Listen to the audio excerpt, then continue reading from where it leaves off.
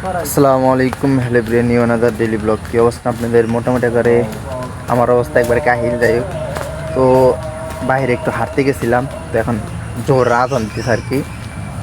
তো বোর্ডিংয়ে রান্না করতেছি আর কি, দাদুর সাথে রান্না করতেছি। আমার এক আর কি মানে সিনিয়রও বলতে পারে, আবার জুনিয়রও বলতে পারে। মানে আমি সমবয়সী, কিন্তু উনি আমার আর কি ছোটো ক্লাসে পড়ে, আমি আর কি একটু উপরে পড়ে। যাই হোক, হ্যালো আর কি আঁকতে আসছিলাম।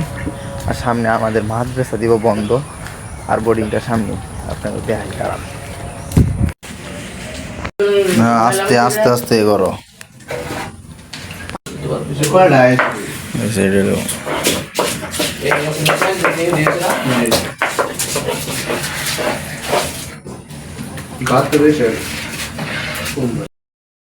বন্ধু আর এই যে এলো, এমনি আমরা মূলত রান্তাছি। আর ওই কিন্তু ভালো রাঁধুনি, যদি কেউ কন্টাকে নিতে চান তো যাইতে পারবো। এই যে কুই শাক, ওখানে হচ্ছে আপনার কুই শাক, আর এই যে এলো আপনার হচ্ছে আলু, আলু, আর এই যে মাছ আছে কয়েক কোটি মাছ আছে এই জায়গায়।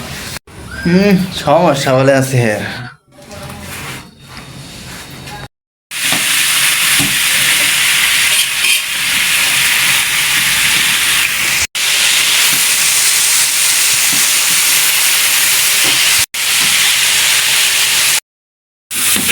আলু ভাজা,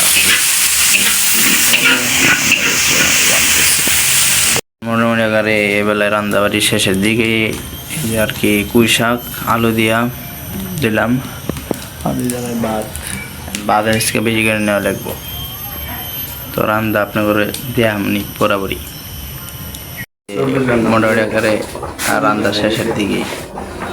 আর ওই যে জায়গায় আমরা ভাত আগে নিয়ে রাখলাম, মানে ভাত হয় না, এবার লাস্টে ভাত পাওয়া যায় না, এদিকে ওটা আগে নিয়ে রাখলাম। আর এই জন্য রান্না লাস্টের দিকে। হ্যাঁ, পুরোপুরি এটা হলো আমাদের খাবার দুপুরে, বুঝছেন? মানে দুপুরে একটু এরম দেয়, তাছাড়া মনে করলেন আর দুই বেলায় নিম। যাই হোক ভাই, করার কিছু নেই, কষ্ট করা লাগবো। কষ্ট করলে সৃষ্টি মিলে, এরকম একটা কথা আছে। যাই হোক, এখন কষ্ট করা লাগবে একটু, নাহলে কাম হইতো না। তো যারা কষ্ট করে ভিডিওটি দেখলেন, সকলে ভালো থাকবেন, সুস্থ থাকবেন। কোথা হাফেজ। সামনে নতুন আরেকটা ভিডিও আসতেছে, পুরো ধনবাড়ি ঐতিহ্য জিনিসগুলো নিয়ে। বাই।